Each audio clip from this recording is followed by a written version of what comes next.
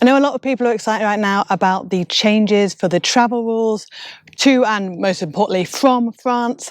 My husband has he left last week to go to France. He had some business and some things to take care of, and he came back like 2 days ago after the rules had changed. So I thought it'd be really useful to do a quick video to share exactly what you need to do now to travel to and from France, because I know everything's changed that quickly. It can be a little bit confusing. So hopefully if you're planning a trip to France, you'll find this useful. Hey, I'm Kat, welcome to Wandering Bird, where we share tips and tricks to help motorhome and campervan owners make the most of their time on the road. And that especially includes going to France, because most of the trips that you're going to take from the UK into Europe are going to involve entering France at some point, unless of course you're taking a ferry from Portsmouth all the way around to Spain and bypassing the country completely. But the vast majority of trips are going to involve travelling through the French border at some point. So let's try and clear this up for you as quickly as possible. If you are a fully vaccinated traveller, and you really need to be a fully vaccinated traveller at the moment, because if you're not fully vaccinated travel, you still need an essential reason to go into France, and then you need an essential reason to leave France. Now, being a UK resident is an essential reason, but to actually get into France in the first place, you have to have an essential reason, and then you have to sign this whole form explaining what your essential reason is.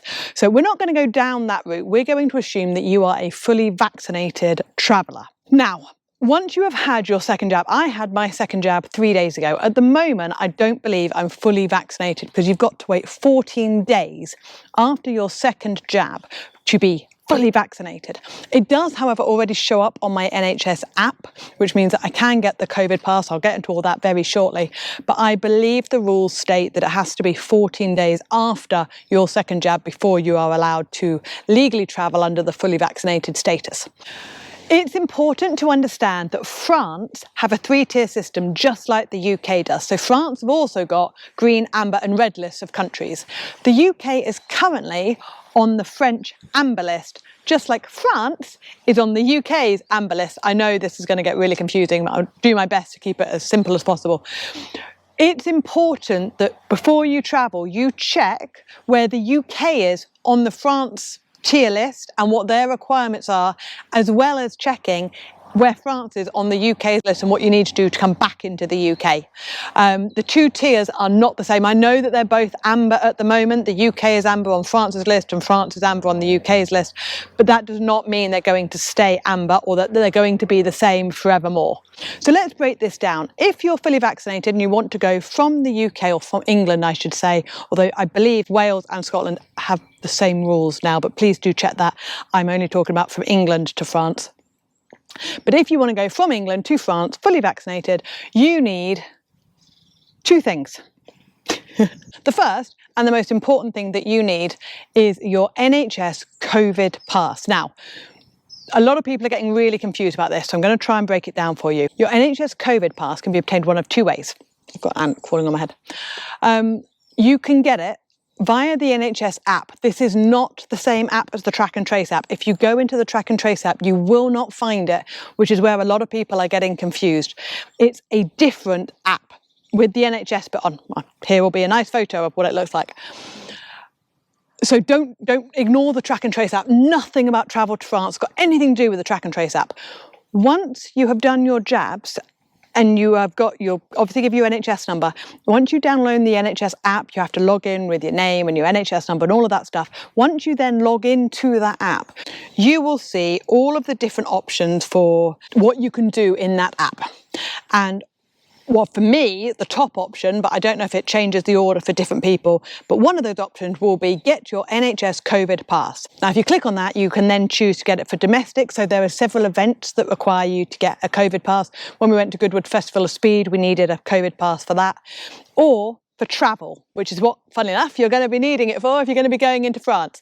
So you would then click on get an NHS COVID pass for travel, and it will have all your details of your different vaccinations. Now, it's really important that you make sure that the details in the NHS app are the same as what is on your passport. So if you've got married over the last 18 months, if you've got divorced, if there have been changes to your name for whatever reason, They have to match your passport, otherwise it's not going to work and you're not going to be crossing the border. This is also a really good time to check that your passport's still in date as well, because a lot of people are getting caught out by that because it's been so long and they've not been travelling and they've forgotten completely to check the passport. But that's a completely different side. Once you have clicked on the NHS app and seen for travel, you will see 2 barcodes, one for each vaccination. A lot of people are panicking about the dates, saying, oh my goodness, my vaccine expires in 1 month. It doesn't. It's the barcode that's in the app that expires for 1 month. And if you go into it tomorrow, you'll see that it's a month from tomorrow. If you go into it next week, it'll be a month from next week. It constantly keeps updating and changing. What's important is that if you are travelling to France at what we're in now, we're at the beginning of August, if you're travelling to France in middle of September, do not do your NHS COVID pass right now, because it will have expired by the time you get to travel in the middle of September. You want to try and do it, I don't know, a couple of days before you travel. I believe you can actually do it as you're pulling into the ferry port. I don't think there's any sort of time distance on how far in advance you have to do it. And you can still be in France when it expires, because your vaccine hasn't expired. It's just the barcode for the NHS COVID pass that you need to cross the border. I hope I've made that clear, because a lot of people are getting really worried and confused about that. If I haven't, by all means, please feel free to ask questions in the comments and I'll do my very best to answer them. To use the NHS app, you have to have either a smartphone or an iPad or a device that will allow you to use apps, whether they are iPhone or Android or anything else. If you do not have a device and you don't wish to get a device, I think your life will be easier from now on if you can just pick up a cheap iPhone or something that will allow you to use the apps. But if you don't have one or you don't wish to get one, fine, you'll have to get a letter from your GP. Now, the NHS are saying that's going to take about 5 working days at the moment. I would be very nervous not contacting my GP until 5 days before I was due to travel. I would recommend that you give yourself a week or 2 weeks to contact them, say you need a COVID pass to travel, and they will obviously send you a letter with all your details on it. You have to make sure, of course, that your address matches your GP and everything they've got for you, but I'm assuming that that's all up to date. So you don't need to print out anything. Once you've got your COVID pass, you've got your COVID pass. The French have got a similar system to the COVID pass called a 2 anti-vaccine app. I will put the exact name of that on there. It is possible, and they do accept your NHS vaccines into that app. My husband did it, it worked really well. I obviously haven't done it yet because A, I've not travelled to France, but also my second vaccine is only a couple of days old and you've got to be the whole 14 days. But you can put your details in. It was really straightforward. I think it is in French, but it was really obvious what you had to do. It doesn't say on their website that they insist that you do this. However, if you're going to be using an app rather than a letter from your GP, I don't see any harm in downloading their app and using that, because you will need that if you're staying in France. You need that app, the French one, to go into restaurants, cinemas, bars, anything. Everything is pretty much open, I believe, in France. There's no more curfew, nothing like that. But you need this app. And I don't believe that a restaurateur in the middle of nowhere France is going to look at the NHS app and be happy that he's not breaking the rule letting you stay in his restaurant. Whereas if you've got the France one, he'll be very welcoming and it'll all be good. So if you're going to be spending a long time in France, if you're just driving through it and you're out in 6 hours, I wouldn't worry. But if you're going to be spending time in France and you want to experience things in France, I would take the time to download the French app, put your details in, get all the green lights and whatever, which is basically all they need, that say that you are safe to then go and eat in an establishment or go to a cinema or do whatever it is that you might want to do.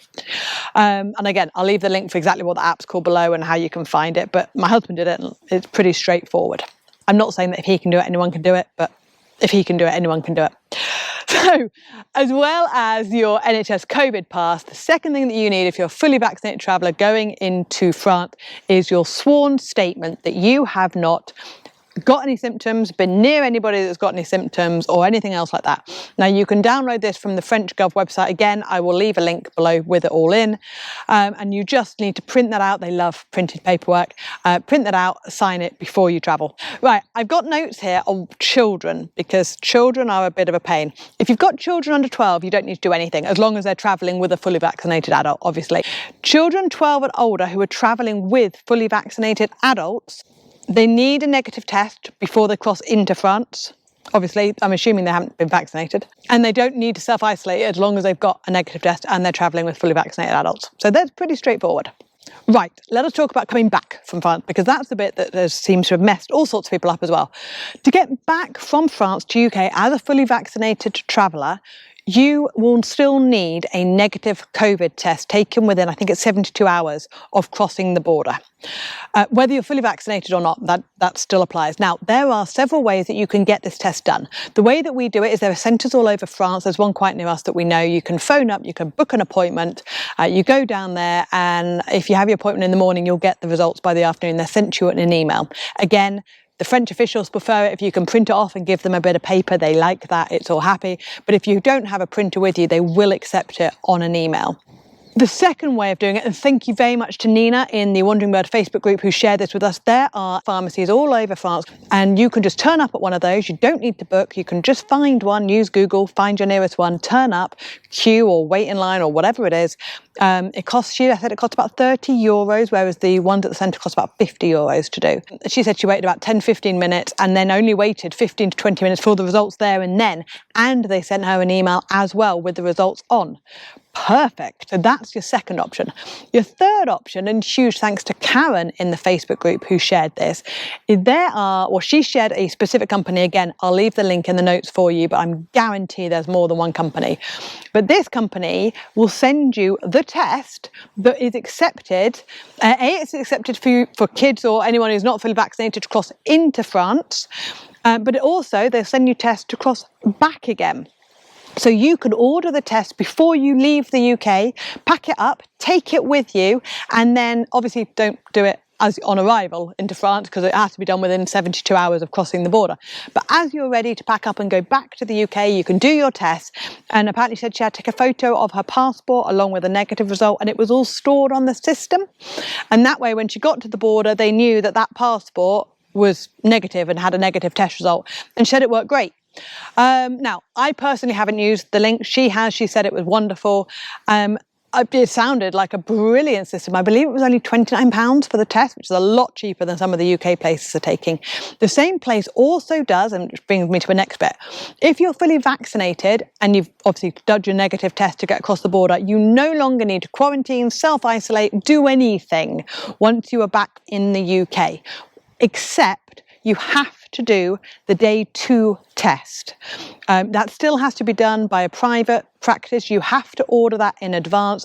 You still have to do the passenger locator form to cross the border, and on that passenger locator form you have to have the number of the day 2 test that you have ordered. So you have to order the test before you come back to cross the border, before you come back to fill in your passenger locator form. So yeah, you have to order that, but this company does it. I think it was £99 for the day 2 test, and if you ordered it, they actually sent you one of these tests that you can use to cross the border, which saved you 29 quid, which sounded brilliant. Again, personally haven't used it.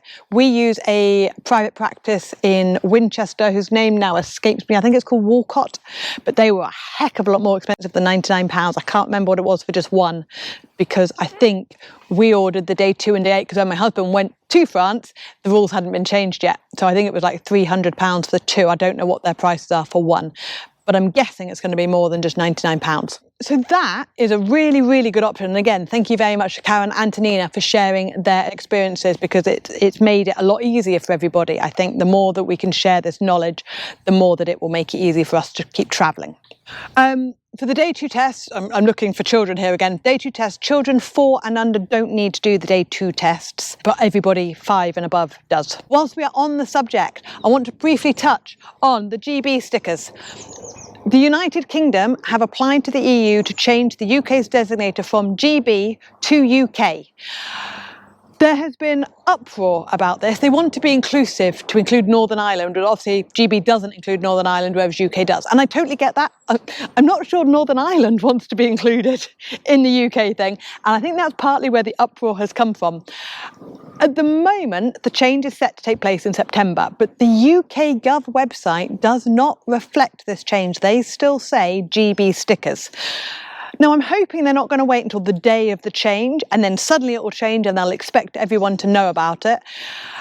I don't know. I don't know whether they haven't changed it because they weren't expecting the backlash that they've been getting, or whether they just haven't changed it because there's been so much else going on, but they've been pretty good at updating their COVID pages and all of that. So the fact that they haven't changed the GB to the UK sticker worries me slightly. So I'll tell you what we're doing. You can make up your own mind. Because we're not planning on going back to France till after that change is supposed to happen at the end of September, we're not going to be buying UK stickers to replace our GB ones until we've seen a change on the Gov website, or there's been an announcement by Gov or something like that. There have been lots of people talking about this, but nobody I would call official. Now, people like the RAC and stuff have been doing it, but let's face it, the RAC website up to a short while ago still said you needed breathalyzers, which you didn't.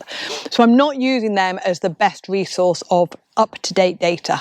Yeah, my advice is if you're traveling now, don't worry about it. Just use the GB stickers that you've already got. If you're buying some specifically, it's up to you which ones you buy. You've got a 50-50 chance of being right or wrong. I have no idea if this change is going to move through or not. The fact that they've applied to the EU and the EU have approved it, it probably will, but I don't think they expected the level of backlash and upset that has been caused by this. So I'm waiting to see what's happening.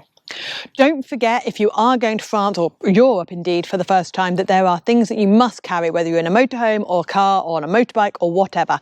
A checklist for that is all below. You can grab all that. You've also got our France travel guide. I'll leave the link to that, which you might find really useful. If you are new to the channel and you'd like to get more tips and tricks for motorhoming and campervanning, by all means hit subscribe.